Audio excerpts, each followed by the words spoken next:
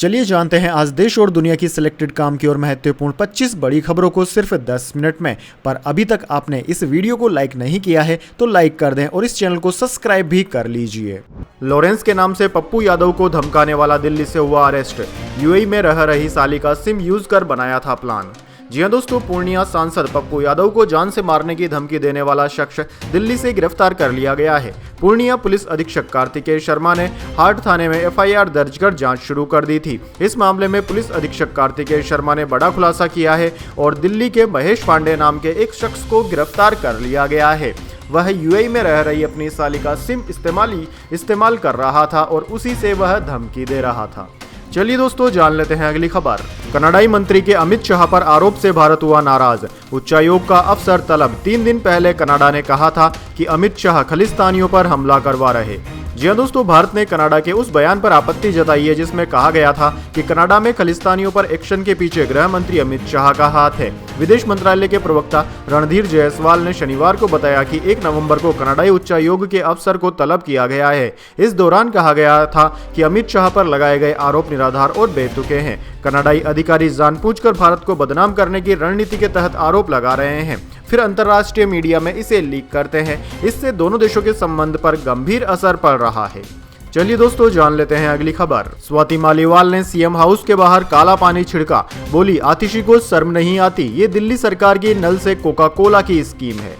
जी हां दोस्तों, आम आदमी पार्टी की राज्यसभा सांसद स्वाति मालीवाल शनिवार को दिल्ली सीएम आवास पहुंची। मालीवाल अपने साथ बोतल में काला पानी लेकर पहुंची थी। उन्होंने घर के बाहर पानी को छिड़का और बोतल गेट के पास रख दी। मालीवाल ने कहा कि यह वही काला पानी है जो दिल्ली की जनता पी रही है। उन्हें कोई शर्म नहीं है। क्या दिल्ली में रहने वाले ये दूषित पानी पिएंगे? ये दिल्ली सरकार की नल से कोका कोला की स्कीम है। मैंने मुख्यमंत्री को चेतावनी दी है कि ये तो बस एक सैंपल था। अगर 15 दिन के अंदर वो पूरी दिल्ली की पानी सप्लाई ठीक नहीं करती है तो मैं एक पूरा टैंकर भर पानी लेकर आऊंगी।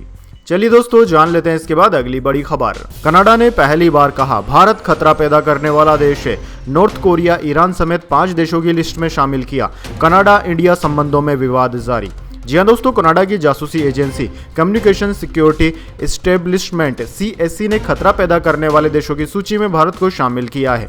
मीडिया रिपोर्ट्स के मुताबिक यह पहली बार है जब कनाडा सरकार की इस लिस्ट में भारत का नाम आया है। दरअसल दोस्तों, CSC के साइबर विभाग ने 31 अक्टूबर को रिपोर्ट जारी की। इसमें 2025-26 में खतरा पैदा करने वाले देशों के नाम है। इस लिस्ट में भारत को चीन, रूस, ईरान, उत्तर कोरिया के बाद 5वें नंबर पर रखा गया है। गवर्नमेंट ऑफ कनाडा की ऑफिशियल वेबसाइट पर यह लिस्ट मौजूद है। चलिए दोस्तों जान लेते हैं अगली खबर। यूपी उपचुनाव। सीएम योगी और अखिलेश यादव के नारों पर मायावती की पहली प्रतिक्रिया। जी हां दोस्तों, यूपी में 9 सीटों पर हो रहे उपचुनाव के बीच बीएसपी चीफ मायावती ने बीजेपी और समाजवादी पार्टी के नारों पर प्रतिक्रिया दी है। सीएम योगी आदित्यनाथ ने बीते दिनों बटेंगे तो कटेंगे दिया था, जिसके जवाब में समाजवादी पार्टी के जुड़ेंगे तो जीतेंगे का नारा दिया था। लेकिन अब मायावती ने इन्हीं दोनों की पार्टियों पर पलटवार किया है। बसपा प्रमुख मायावती ने कहा, जब से उत्तर प्रदेश में 9 सीटों के लिए उपचुनाव की घोषणा हुई है तब से भाजपा और सपा गठबंधन की नींद उड़ गई है। बसपा इन सीटों पर अकेले चुनाव लड़ रही है। बसपा ने यहां काफी समय से अधिकांश उपचुनाव नहीं लड़े हैं। चुनाव में जनता का ध्यान बांटने के लिए भाजपा बटेंगे तो कटेंगे और सपा के लोग जुड़ेंगे तो जीतेंगे जैसे नारों को प्रचारित करने में लगे हैं। वास्तव में यह होना चाहिए कि बीएसपी से जुड़ेंगे तो आगे बढ़ेंगे और सुरक्षित भी रहेंगे। चलिए दोस्तों जान लेते हैं इसके बाद अगली बड़ी खबर। अमेरिका ने भारत की 19 कंपनियों को बैन किया। आरोप, ये रूस को युद्ध का सामान दे रही थी। भारत बोला, हम UNSC के नियमों को मानते हैं।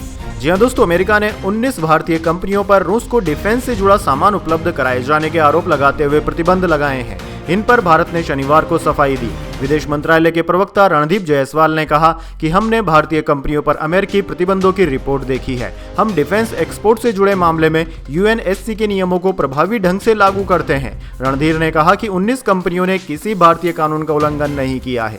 उन्होंने कहा है कि हम सभी संबंधित विभागों और एजेंसियों के साथ मिलकर कंपनियों को एक्सपोर्ट नियमों के बारे में जागरूक करने का काम भी कर रहे हैं। दरअसल दोस्तों आपको बता दें, अमेरिका ने भारत के अलावा रूस, चीन, मलेशिया, थाईलैंड, तुर्की और संयुक्त अरब अमीरात जैसे 1 दर्जन से ज्यादा देशों की 398 कंपनियों पर प्रतिबंध लगा दिया है।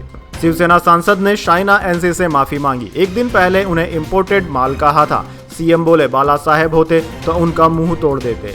जी हां दोस्तों, शिवसेना सांसद अरविंद सावंत ने शिवसेना शिंदे गुट के नेता शाहीना एनसी पर दिए अपने बयान पर शनिवार को माफी मांग ली है। सावंत ने कहा कि ऐसा माहौल बनाया जा रहा है कि मैंने एक महिला का अपमान किया। मैंने अपने जीवन में ऐसा कभी नहीं किया। जानबूझकर मेरे बयान का अलग अर्थ निकालकर निशाना बनाया जा रहा है। मुझे इस बात का दुख है, लेकिन फिर भी अगर मेरे बयान से किसी की भावनाओं को ठेस पहुंची तो मैं माफी मांगता हूं। देश में महिलाओं के सम्मान को पार्टी के हिसाब से नहीं देखा जा सकता। दरअसल दोस्तों आपको बता दें, सावंत ने शुक्रवार को शाइना एनसी को इम्पोर्टेड माल कहा था। इसके अलावा शाइना ने मुंबई के नागपाड़ा पुलिस स्टेशन में एफआईआर भी दर्ज करा दी थी और कार्रवाई की मांग की थी। शिवसेना शिंदे गुट की महिला विंग ने सावंत के खिलाफ प्रदर्शन भी किया था।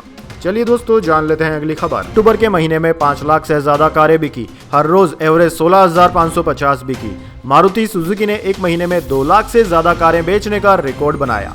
जी हाँ दोस्तों, अक्टूबर 2024 में कारों की बिक्री का रिटेन आंकड़ा 5 साल को पार कर गया।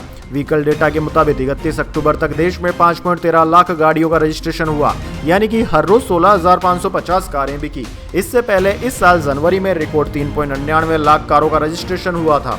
दोस्तों मौजूदा वित्त वर्ष में हर महीने एवरेज 3.33 लाख गाड़ियों की बिक्री हुई, जो बीते साल से 5% ज्यादा है। बीते साल 38 लाख कारें बिकी। चलिए दोस्तों जान लेते हैं अगली खबर। सलमान खान के घर पर फायरिंग का मामला। लॉरेंस बिश्नोई के भाई अनमोल को यूएस से लाने की तैयारी। मुंबई पुलिस ने प्रत्यार्पण प्रक्रिया शुरू की।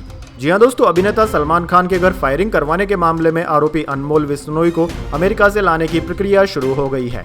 सलमान खान के घर पर 14 अप्रैल को बाइक सवार 2 लोगों ने फायरिंग की थी। हालांकि इसमें जान माल का कोई नुकसान नहीं हुआ। अनमोल साबरमती जेल में बंद गैंगस्टर लॉरेंस बिश्नोई का छोटा भाई है। मुंबई पुलिस की क्राइम ब्रांच के एक सीनियर अफसर ने बताया कि महाराष्ट्र संगठित अपराध नियंत्रण अधिनियम मकोका कोर्ट ने अनमोल की गिरफ्तारी के लिए पहले ही गैर जमानती वारंट जारी कर दिया है। कोर्ट ने विदेश में उसकी तलाश के लिए रेड कॉर्नर नोटिस भी जारी किया है। मुंबई पुलिस के मुताबिक अभी कुछ अदालती दस्तावेजों का इंतजार किया जा रहा है, जिसके बाद आगे की कार्रवाई के लिए केंद्र सरकार को एक प्रत्यार्पण के लिए औपचारिक प्रस्ताव भेजना होगा। स्पेशल कोर्ट ने 16 अक्टूबर को क्राइम ब्रांच के उनके आवेदन को मंजूरी दे दी थी। उम्मीद है कि पुलिस को जल्द ही डॉक्यूमेंट भी मिल जाएंगे।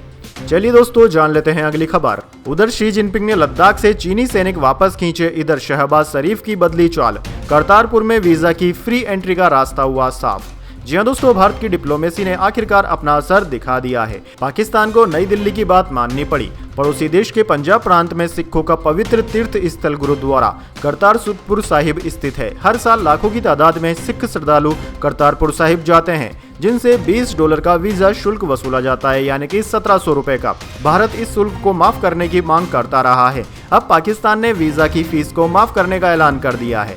दोस्तों आपको बता दें, पिछले दिनों चीन ने पूर्वी लद्दाख में एलएसी पर तेमसांग, डेमचोंग समेत कई पॉइंट से सेना हटा ली। साथ ही बॉर्डर पर इंडियन आर्मी ने पेट्रोलिंग भी शुरू कर दी है और अब पाकिस्तान की शहबाज शरीफ सरकार ने करतारपुर साहिब जाने वाले भारतीय सिख श्रद्धालुओं का वीजा शुल्क माफ करने का ऐलान कर दिया। इस तरह भारतीय डिप्लोमेसी की एक साथ 2 मोर्चों पर जीत हुई है। चलिए दोस्तों जान लेते हैं अगली खबर। ईरान की इजराइल और अमेरिका को चेतावनी, कहा कोई कदम उठाया तो मिलेगा करारा जवाब। जी हाँ दोस्तों, ईरान के सुप्रीम लीडर खोमेनी ने इजराइल और अमेरिका को कड़ी चेतावनी दी है। उन्होंने कहा है कि अगर इजराइल और अमेरिका उनके देश के खिलाफ कोई भी कदम उठाता है तो उन्हें करारा जवाब मिलेगा। उन्होंने यह बयान छात्रों को संबोधित करते हुए दिया। अली खोमेनी का यह बयान उस समय आया है जब ईरान और इजराइल के बीच तनाव बढ़ता जा रहा है। इसके अलावा शुक्रवार को खोमेनी के एक सलाहकार ने संकेत दिया कि ईरान अपनी बैलिस्टिक मिसाइलों की रेंज को बढ़ाने पर विचार कर सकता है और अपने परमाणु सिद्धांत की समीक्षा भी कर सकता है। ये निर्णय ईरान और उसके कट्टर दुश्मन इजराइल के बीच बढ़ते संघर्ष के बीच किया जा सकता है, जिसमें मिसाइल और हवाई हमलों का सिलसिला भी शामिल है। चलिए दोस्तों जान लेते हैं अगली खबर। संसद का शीतकालीन सत्र 25 नवंबर से 20 दिसंबर तक चलेगा। 1 नेशन 1 इलेक्शन और वक्फ विधेयक बिल पेश होने के हैं आसार।